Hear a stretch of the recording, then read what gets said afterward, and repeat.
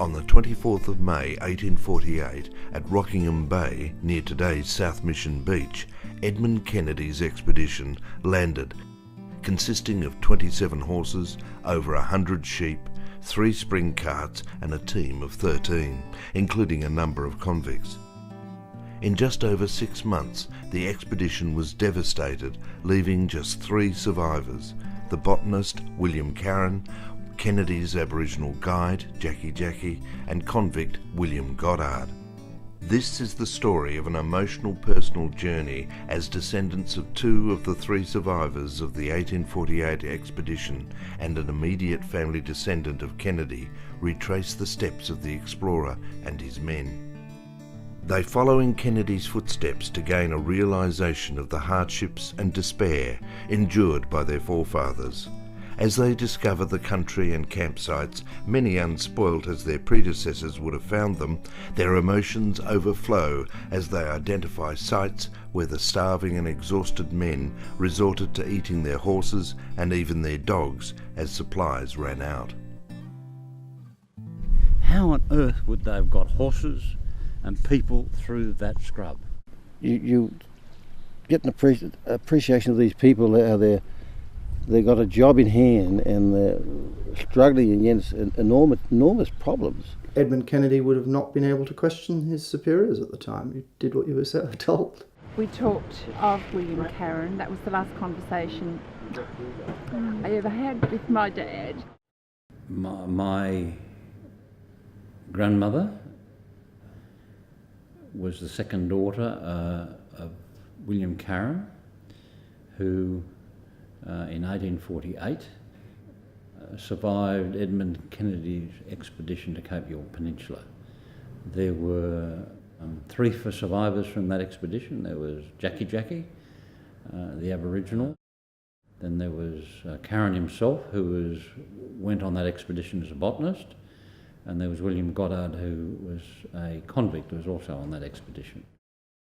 Australian Army survival expert Major Tim Daniel has been studying Kennedy's treks through North Queensland for some years and has a thorough knowledge of the terrain and Kennedy's path through Cape York. Using copies of Kennedy's original map references and descriptions of the landscapes, along with modern GPS readings, he has walked major sections of Kennedy's route and has authenticated and mapped many of the original Kennedy campsites and the key turning points in the expedition. His undoubted knowledge of the expedition enabled the descendants to more fully appreciate the hardship that Kennedy and his men endured. So he crosses that with the help from the longboat from the Rattlesnake, tries to penetrate inland, gets to about here, is defeated by the swamps, comes back, camps the night here. Then they use the trick that's shown to them by Costigan of putting the canvas around the carts and making them into a boat. They had to do something to get across, and I don't think anyone had really done that before or told them what to do. They decided that was the only way to get across, was to make them into little boats, as it were, with the canvas, get them as waterproof as they could, and take the wheels off and float them across. And it was quite ingenious to work out how to get across. Come down, and then somewhere in this area they found a way in. And I suspect that they must have crossed Myunga Creek because the camp is on this side of the river.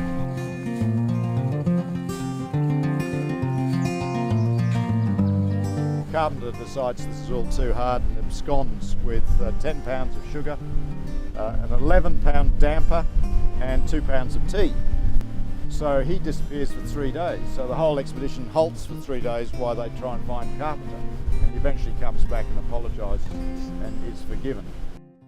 His original brief was to explore this side of Cape York, pick up Dr. Valak and a couple of other people and more sheep and more supplies, then go down the west coast, investigate the river systems down here, and then make his way by the most convenient means back to Sydney. Literally. Piece of cake. That is the term, by the most convenient means. Okay, so people clearly didn't know what was involved in that.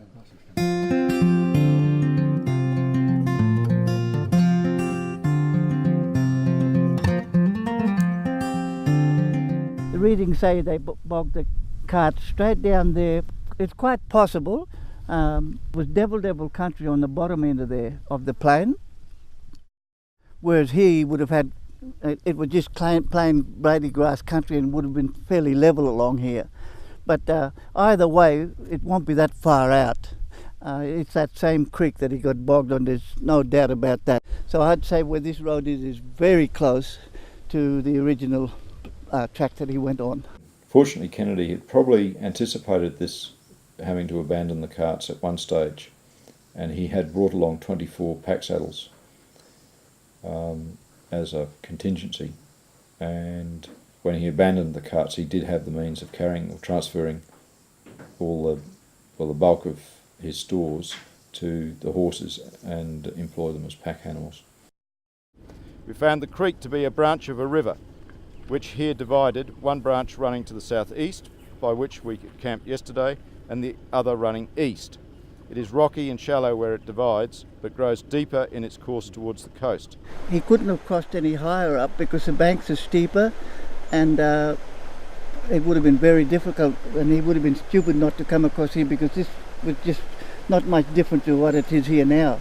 It was a perfect crossing on the creek. You can see by this little side gully here that he couldn't have gone down that way. That ran into here originally, and I would say we're standing on the exact spot where he crossed in 1848, August of 1848. You get an appreciation of these people, how they've got a job in hand and struggling against enormous problems, and they must have been working as a team at that stage, very much so, to overcome the problems. It couldn't have all been master and servant relationship between Kennedy and his man. It must have been, a team effort to try and overcome the problems, to get across the creeks and cross these mountains. On the 29th of July, Mr. Kennedy proceeded to explore the range to ascertain the best spot to cross it, and being covered with thick scrub, it runs from the south and turns eastward. Then when we went inland and we came to the spot where we were looking across to the hillside and where perhaps the expedition had managed to go to get across the range, I think for me personally, I just looked at that mountain range and the saddle where they are sure the men went, and that's when the hardship of what was ahead of them really started to impact on me. It took them 3 or 4 days to get there.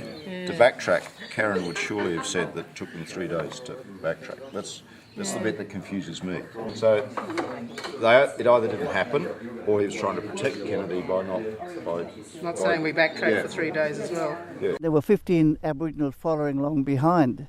And Kennedy wrote in his diary, he said, they apparently don't know what happened to their mates 8 miles ahead of us. At Camp 7, there was a initiation site there. And as they were approaching it, that's when he was confronted by the 4 Aboriginal, and he shot 4. But Kennedy wouldn't have known that was a very sensitive area. Maps from that point to where he breaks out into the open only show one patch of scrub, and that's sort of, so the rainforest, there's one patch, you can see there's a gap here, so if Beale is correct and he came through here, then he got into the open country fairly early. If Max Jones and the Jones theory is correct, then he came through here and had to break through into here, so he either came through Coombe into a pocket through here and then joined up in the creek systems over here. That ridge there in the middle, there's one in the front, then the middle one, and one in the far distance. The one in the middle is my pick of, for a lot of reasons, being a bushman and walked this country all my life, that was where I would have picked to go up. Why they chose that spot. And they survey the lay of the land from the sea, and yet when they landed, they found the mangroves and it was impenetrable, and with their horses and carts and sheep and so forth, that they had to beat south and try and get around. And they must have cursed those sailors to have picked that spot. What we plan to do today is we're going to start from Mount Garnet, which was the approximate location of Camp 29, and it's also, I believe, at Lucy's Hill, the most likely place that Goddard became separated and lost. Then we're going to use the road system to get to Nimbu, and then we're going to use the old railway line paralleling Kennedy's route and giving us an idea of the sort of country that he had to contend with here. And we'll go through to Petford, and then we'll double back to the corner of Gibbs and Emu Creek, the site of where Camp 32 was. And then we'll site where Kennedy went around to the east of Emerald Hill, and then we can see across the river the approximate location of Camp 33, and then we will stop at the Emu Creek Bridge, where we'll have a look at the plaque that was erected by the Eacham Historical Society to commemorate Kennedy's move down the Emu Creek. This is a typical government blaze, and it's on what's known as a Gympie messmate. So it's a fairly hard timber, and you can see that the termites are already taking over this. This was clear 2 years ago. Kennedy would have marked his because his specifications would have been a government one, but he used to put a K with the number of the camp in there so that people could identify that as his camp. Either Costigan got lazy or thought that they'd never be found and it was a waste of time marking the tree, but nobody seems to have recorded the Kennedy mark.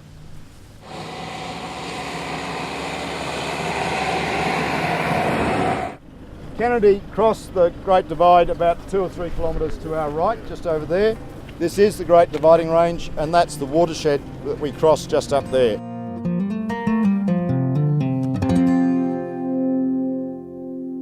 He had 2 days, so his latitude reading here would be very accurate, and no doubt he went to the top of the hill, making use of the spare day, to spy out the country, and perhaps even took his reading from the top of the hill and then adjusted it for this. There is water, or in September 2 years ago there was a pool of water further up for the animals, or perhaps he camped on that flat down there, depending on if he came down the Emu Creek and just came across looking for, probably using that hill as his mark, he would have been navigating towards that hill looking for a suitable place because he would have identified that as a vantage point. So somewhere in this vicinity, probably another 100 metres further up, is probably more or less the site of Camp 32. It is such a testimony to human experience, human perseverance, human endurance. You only got to go and walk over this country like we've done, and we've just touched it, and look out over a vista and think, how on earth would they have got horses and people through that scrub? And so there's that level of experience of looking at the human side of things and wondering at the tenacity of these men.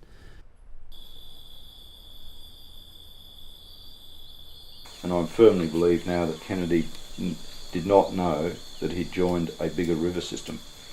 The junction is very wide and sandy and covered with paperbark trees, so he wouldn't have actually seen the inflow in September because there wouldn't have been a lot of water coming down the Walsh.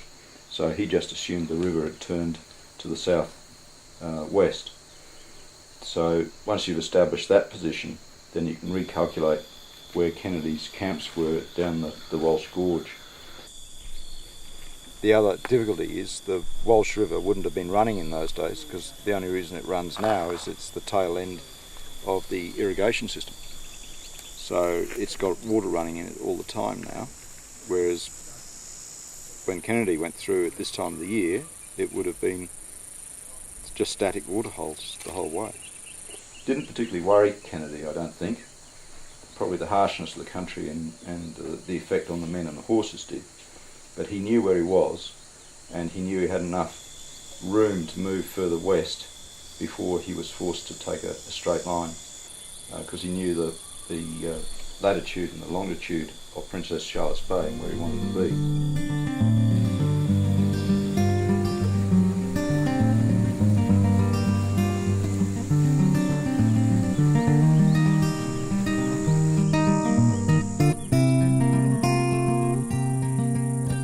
and they would have gone across the flat down here, between those hills down there, and then he goes, he actually drops down and crosses the river for some reason to miss a bit of steep country, and then he comes back, and there's a big flat about 10 kilometres further down, and that's where he camps that night.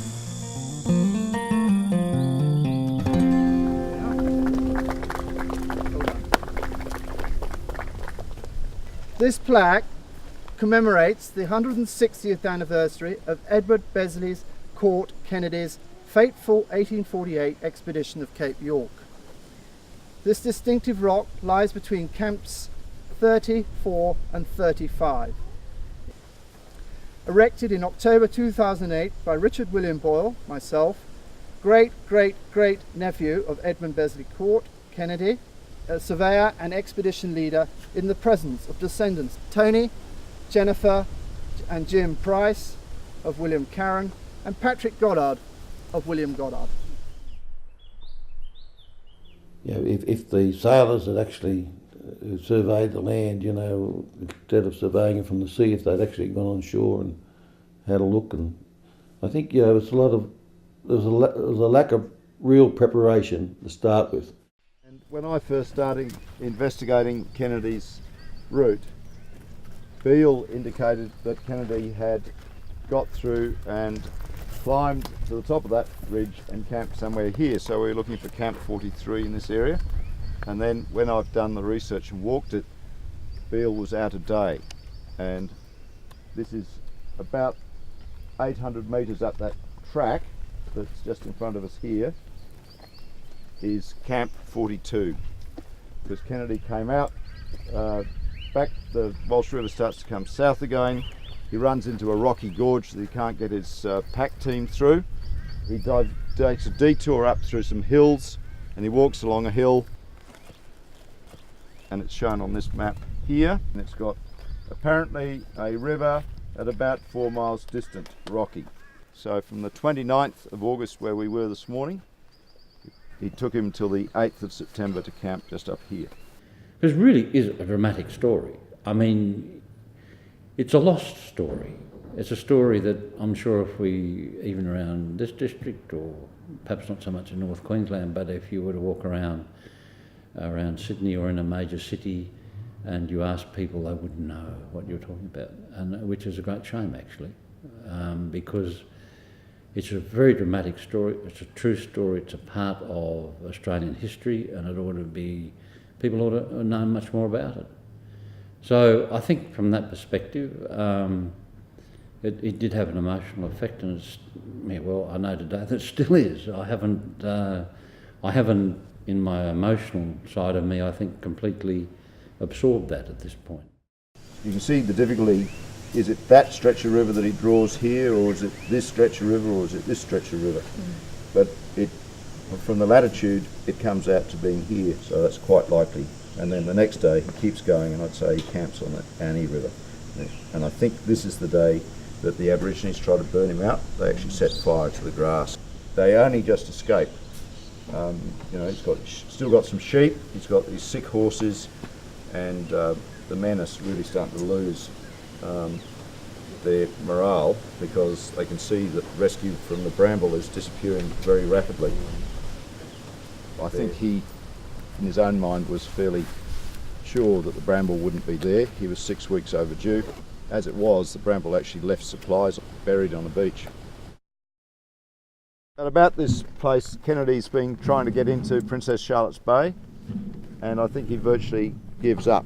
He's his bearing that he runs down due north takes him pretty close to the centre of the bay, and he gets repelled by the salt water, typically like this, and he gradually works his way west around the bay, keeping at a distance from the sea coast to avoid the saltwater creeks, and to obtain good grass for our horses. We halted in the middle of the day and were visited by a great many natives coming in all directions and making a great noise. It's also here that their favourite kangaroo dog got left behind one of the horses, and he, having travelled about 30 miles, catches up to the party and then dies the next day. So I think the morale of the party is sort of creeping down, and certainly the death of one of their favourite dogs, and I think they would all have been attached to their dogs. When that dies, that sort of is an indicator that the consequences of which might catch up to them. And at about this time, the three of them eat too many pandanus seeds, and they've got diarrhea and they're not feeling really good. And Carron records that they make treaties to Kennedy that they're not going to survive, that it's not worth going on. And then the 15th of October, we had prayers as usual this day, being Sunday at 11 o'clock. This day we finished the consumption of all our sugar, except a very small quantity which was reserved for any particular case of sickness. Yeah. And then 16th, another disaster.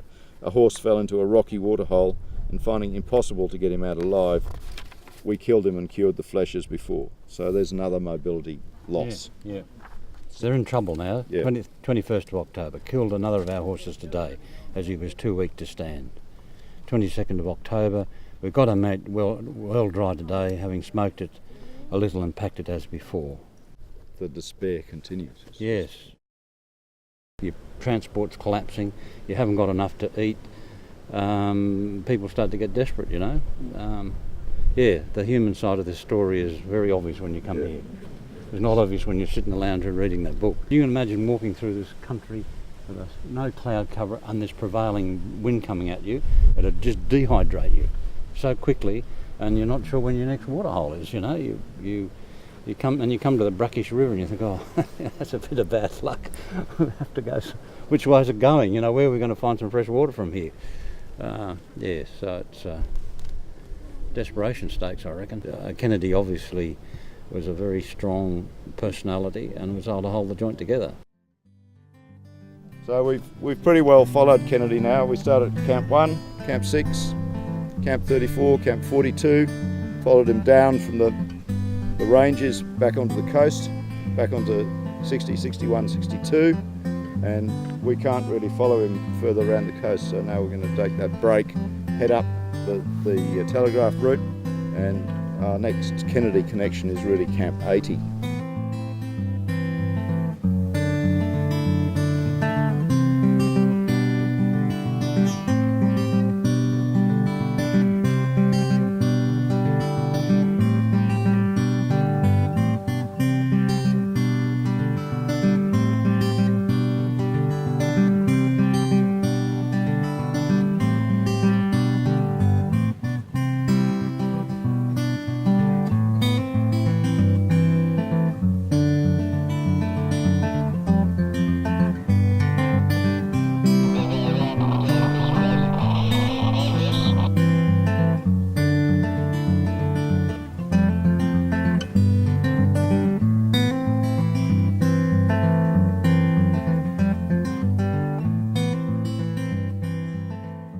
Beyond it. They were sitting down, hoping somebody would come and rescue them. On one side of their head and the other side of their head, they were waiting to die. I just really do think it's interesting that when you read the narrative, that two of them died very quickly once they got here, within a couple of days. The other two didn't last much longer, and the other bloke didn't last all that much longer either. So that would seem to indicate that they'd given up, tossed in the towel, it's too hard, and just curl up and die. They must have been a sterner stuff, I think. You know, Goddard had nine kids out of 11 pregnancies, and well, it didn't upset his ability to reproduce, no, it didn't at all.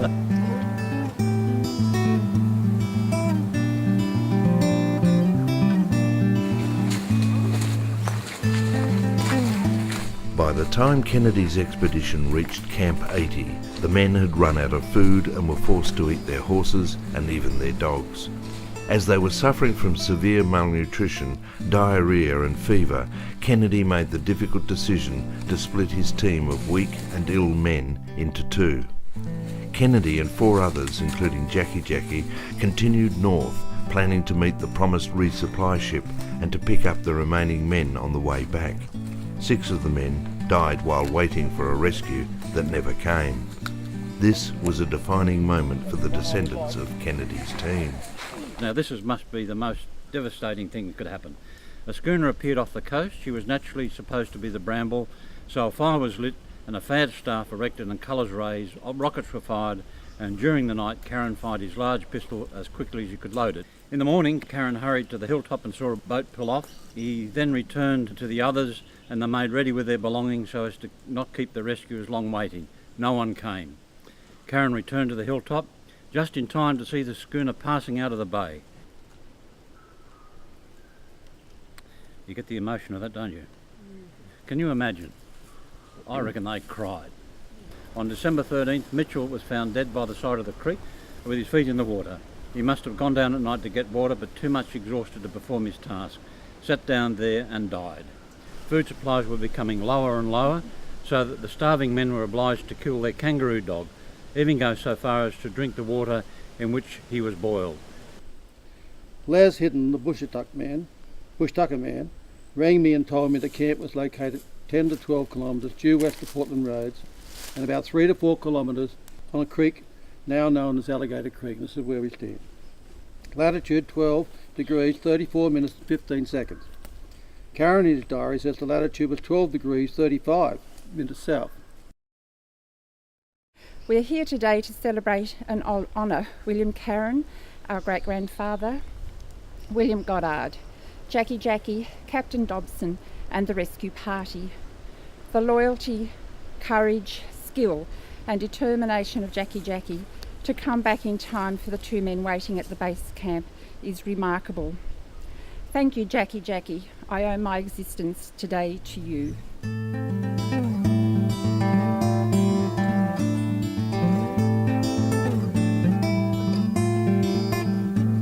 There was still that feeling that Kennedy would somehow pull the rabbit out of the hat and they would be rescued, and they didn't totally give up, and otherwise there'd be none left.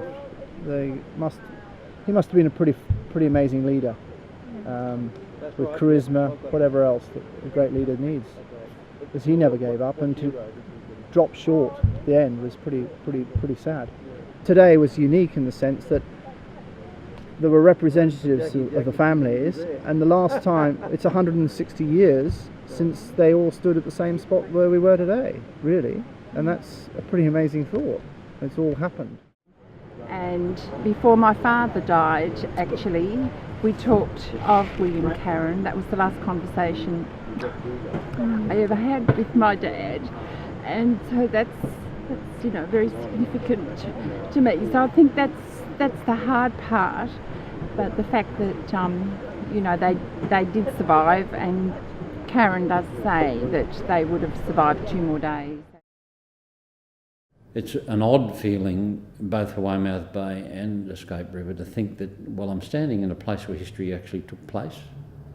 You don't quite know how to put in words how you feel about that, but it's, particularly when you really do have a personal interest in it, it's not as if we've gone to visit, say, a battleground of the First World War or something, and people died and all that sort of stuff, but you're outside of that. In the sense you're looking in through the window of history, but when you are personally connected to these things, it feels different.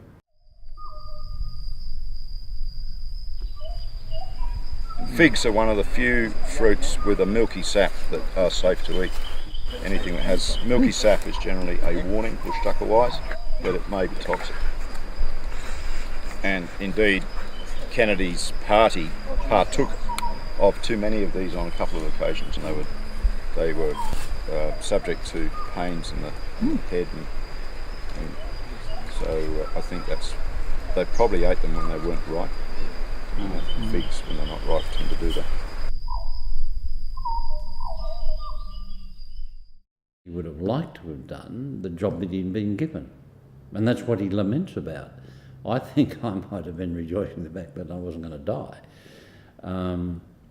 So those sorts of thoughts occur to me, and even there today, I felt the emotion come up when we talked about Camp 80. I don't think people in that era had a choice.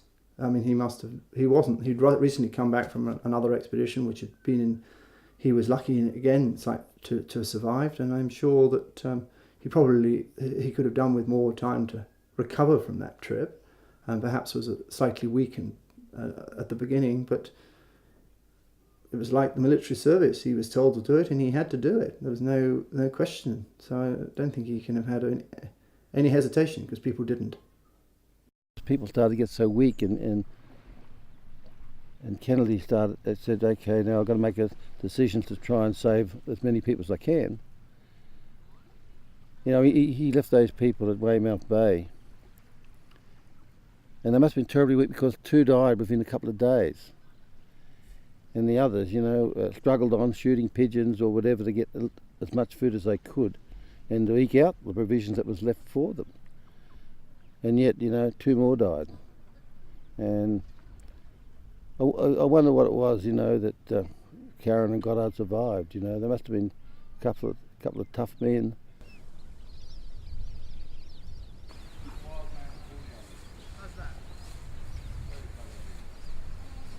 Costigan, when they were trying to cover the saddles up, he managed to catch a rope into the trigger of his gun and shot himself just under the right armpit, and the round passed right through his shoulder blade. So Kennedy then had to resplit that party and leave somebody in with Costigan. By the time Kennedy set up his last camp, Camp 84, only he and Jackey were fit enough to keep going. They left behind the other 3 men who were never heard of again. Time to read from the statement of Jackey. That's the appendix to Carron's journal. We stopped at a little creek and it came on raining, and Costigan shot himself in putting his saddle under the tarpaulin. A string caught the trigger and the ball went in under the right arm and came out at his back under the shoulder. We left some horse meat with the 3 men at Pudding Pan Hill, carried some with us on a pack horse. Mr. Kennedy wanted to make great haste when he left this place to get the doctor to go down to the men that were ill.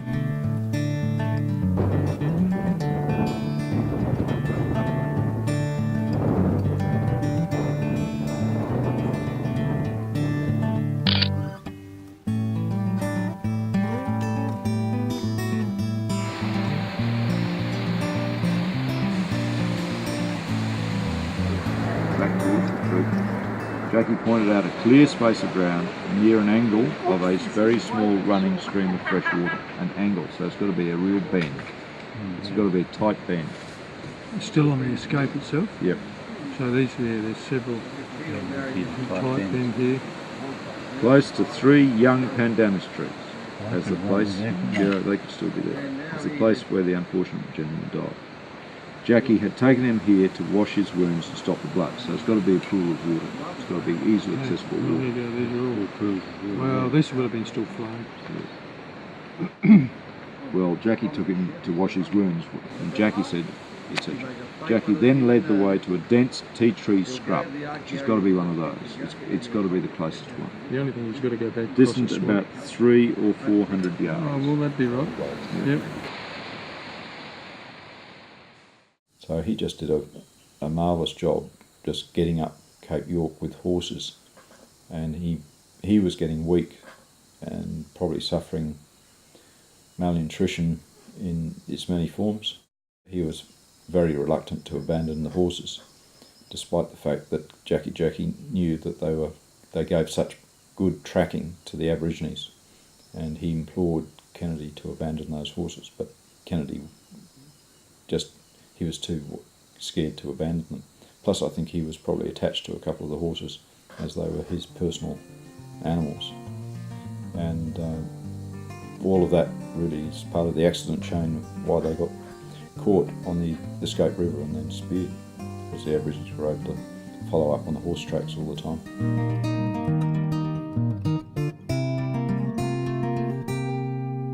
Flying into the Escape River and trying to identify, which is really very difficult because the termite hills have long since gone, but we were close enough within a couple of kilometres of where the Kennedy had been murdered, and everybody flew in there and had about half an hour to an hour at the site, and everybody was pretty sombre, realising, I think, the distances that had been travelled, and to fail or at the last hurdle, you could say, of the Escape River. I think everybody took that on board, and myself included, and I find it quite moving to go and sit beside a stream which could have been where Jackey had washed Edmund Kennedy's wounds, quietly on my own, and just reflect on the whole trip.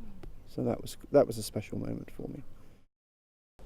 He must have been an amazing, charismatic man that produced a huge respect from his fellows. I mean, lesser mortals would have packed in and gone home if they could have done within the first 5 or 6 weeks. He kept them together as a team.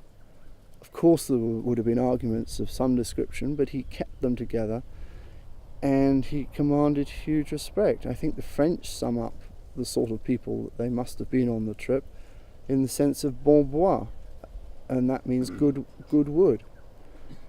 Only the strongest survived. I find it incredible that someone who came from the Hunter Valley in New South Wales, who travelled overland, that he was able to recognise these things from the sea, which he was looking at from the land. And then to go back 6 months later, and they go in and they got the remains of two of the men, and which were now buried up on Albany Island, but also to go back to Cape River and take them.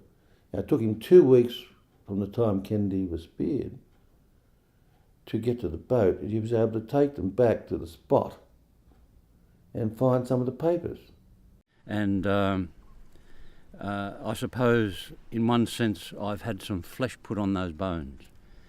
I've had a number of misconceptions about this expedition, mainly because I hadn't really studied the thing up. I've sat in the lounge room and read Carron's journal or his narrative, and it's a little bit different when you come out here. So I've had some misconceptions, and they've been shown to be such. There's been a mythology in our family about Carron.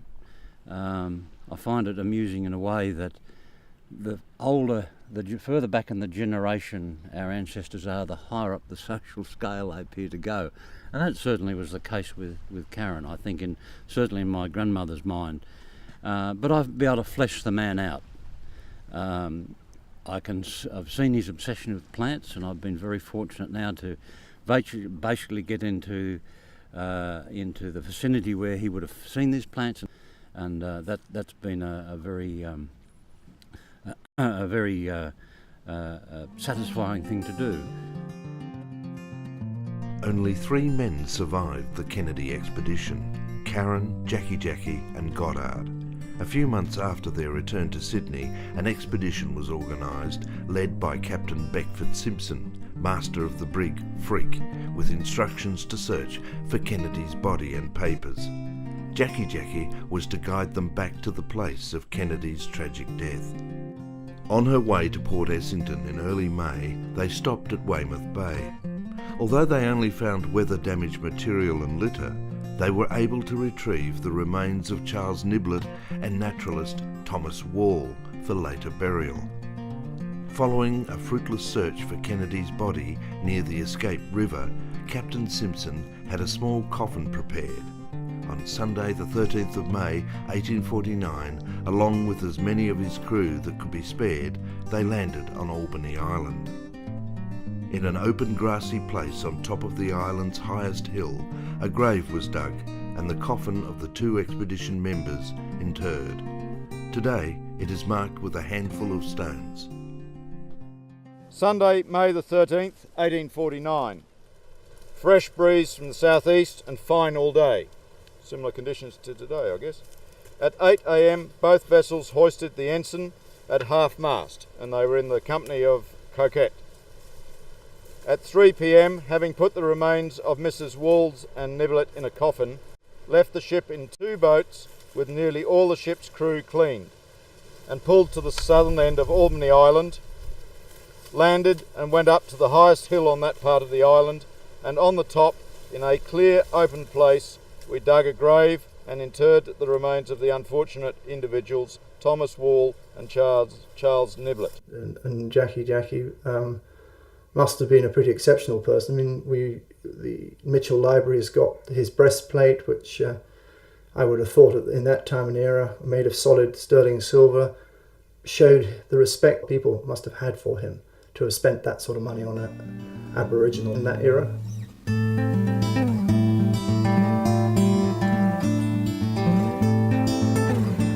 I must say, I had this bright idea back in August last year when I came up here to see if I could discover the vicinity of Carron's gravesite. Back in August, Dan and I came wandering around here trying to find Little and Critch without a great deal of success. As I said, we must have walked past him about 4 or 5 times. There he is. That's Dr. Little. And the other one mentioned in the letter is Dr. Critch, which is this gravesite here.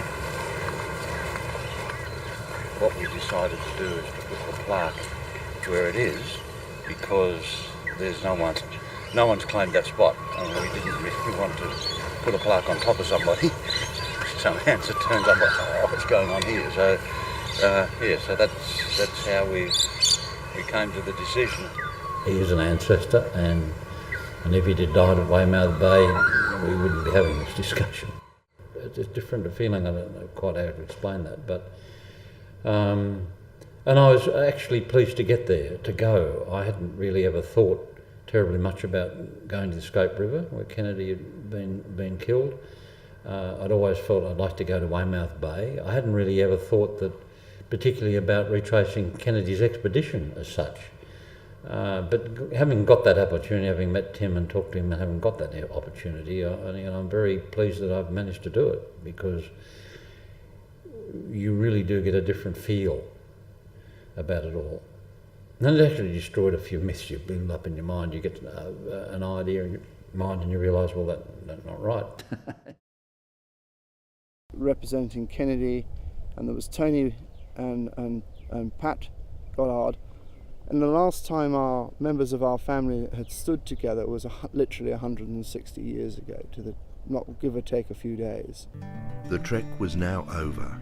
For many of the participants, it was an opportunity to gain an understanding of the hardship their forebears had to endure. For some, it was personal closure of a period of family history. For all of the participants, it was a first-hand experience of the hardship that fateful 1848 expedition encountered in their desire for knowledge of the new colony.